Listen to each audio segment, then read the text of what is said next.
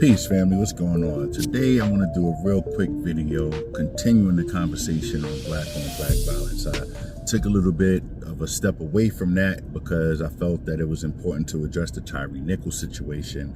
But if you remember, when I started this whole thing, my goal was, well, the thing that I said when I started this was that I was starting it in a time where we weren't dealing with the Tyre Nichols kind of a situation. And now that we are, the conversation I feel is already started, so we need to continue that. We have to unfortunately multitask. That's just what we're faced with. So today what I wanted to address is the cycle of violence, right? In the hood, right? And I can only really speak from a hood perspective because that's where I grew up, right? So this might not be knowledge that everybody has, or this may not be the way that everybody feels. I'm just, like I said, I'm speaking from a hood perspective, so keep that in mind. When I speak of the circular cycle of violence, what I'm talking about is we have a lot of shootings, right? A lot of gang-related shootings and just a lot of shootings in the hood that be over bullshit, if I'm being honest, right? Dude looked at you funny, or you heard that somebody said something about you, or somebody pushed you, or shoulder checked you, or you know, something like that, skipped you in a line or whatever, right? Then of course we have the gang related violence, right, where you got a blood shooting at a Crip, you got a GD shooting at whoever they ops is, or whatever the gang in your town or city is. You know, they all have ops, right? So you got that kind of violence, and all of these types of violence is always going to produce the same kind of circular negative energy. And when I speak of that circular negative energy, what I mean is you got your shooter, right? And then you have your victim. Now, there are some situations where the victim may have had a gun and now it's a situation of self-defense. So there's a different look to justice in those kinds of situations, right? Because both people are actively trying to kill the other person, and the other person absolutely has the right to defend themselves. And, you know, the person who is the shooter just happened to have landed the kill shot. So again, in those situations, justice looks a little bit different. The emotion is probably still very, very similar, but the actual way that justice looks in those situations are very different. However, in a lot of the situations that we deal with where lives are lost, it is not necessarily a situation of, you know, a shootout occurring, right? It's what I said earlier. Somebody stepped on your sneakers or pushed you or said something or looked at you funny or whatever the case may be. Well, we still have the same kind of thing. We got the shooter and we got the victim. Only thing is, justice looks way different, right? Because you shot somebody because they said something or because they pushed you. You didn't push them back. You decided to take out a gun and shoot them, or whatever it was that you did, right? So justice looks way different in that regard because you actually murdered somebody and it could be considered cold blood. But where the division comes in, right, is you got certain people that's attached to the shooter, whether it be family members, whether it be other gang members or just good friends, right? They're screaming, free the homie.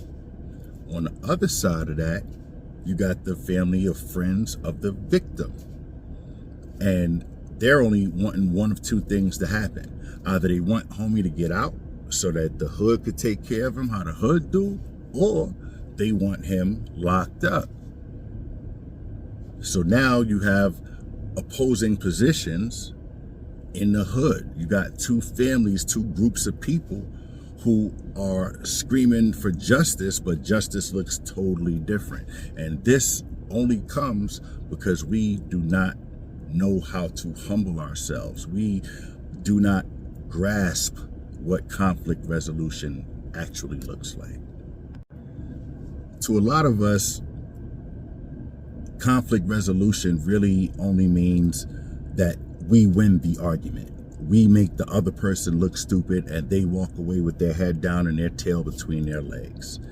The reality is a bit different. Sometimes, a lot of times, at least in my experience, what conflict resolution looks like is humbling yourself, taking your ego and tossing it to the side. I can't tell you how many situations I've been in where physically I had the upper hand, but I walk away because I understand what could come behind that, right? If it gets physical and I harm this person, well, now they might get some people and they might try to harm me if they find me, right? Vice versa, because now I got to get revenge, and these are how these situations escalate, right? So I will humble myself. Somebody shoulder check me, I'm going to apologize. Somebody step on my shoe or whatever the situation is, I'm going to humble myself and not allow myself to get caught up in that cycle, because I understand where that goes. There's only one place that could lead, and it's not a good one. The truth of the matter is this: a lot of us have a very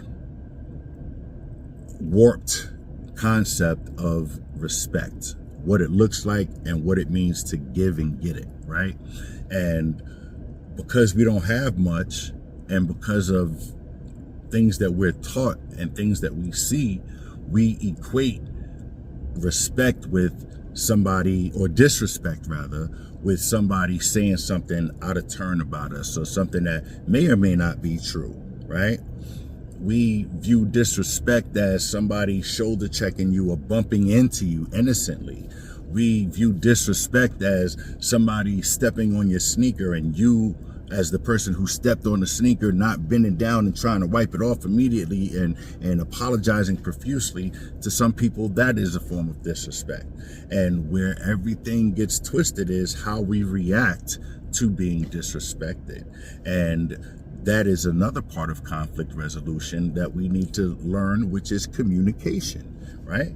As opposed to automatically punching somebody or pulling out your gun or whatever weapon of choice it is, why don't we learn to use our words on both sides of conflict? That is a very, very important part of conflict resolution that we as a people have to learn and teach one another. As long as the hood is divided or communities are divided, we are never going to actually be able to move on to the next step of elevation as a collective, right? As long as somebody's screaming free the homie and the homie is a shooter, it's never going to work out in our favor. Anytime we are actively looking for the ops, and the ops is looking just like us, physically, like the same color skin, their family situations is often very similar, right? Their financial situations is often very similar. Their educational situations are also very similar often, right? We hunt ourselves. This is black on black violence. This is proximity violence, right? Because the truth also is that white on white violence happens. Asian on Asian violence happens. Hispanic on Hispanic violence happens. Violence amongst people that you live with happens. But I'm black, so I'm gonna speak on black violence because I have lost so many loved ones to it.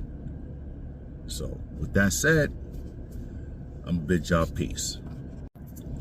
Don't forget, I gotta say all the creative stuff, right? Don't forget, subscribe, like the video, feel free to comment. You can stitch this if you want to, it's all good. Try to keep everything respectful. And last thing, I'm getting ready to jump back on Instagram, gonna give it another shot. So if I don't put it right here somewhere, right, or up there somewhere, then I'll link it in another spot. So peace.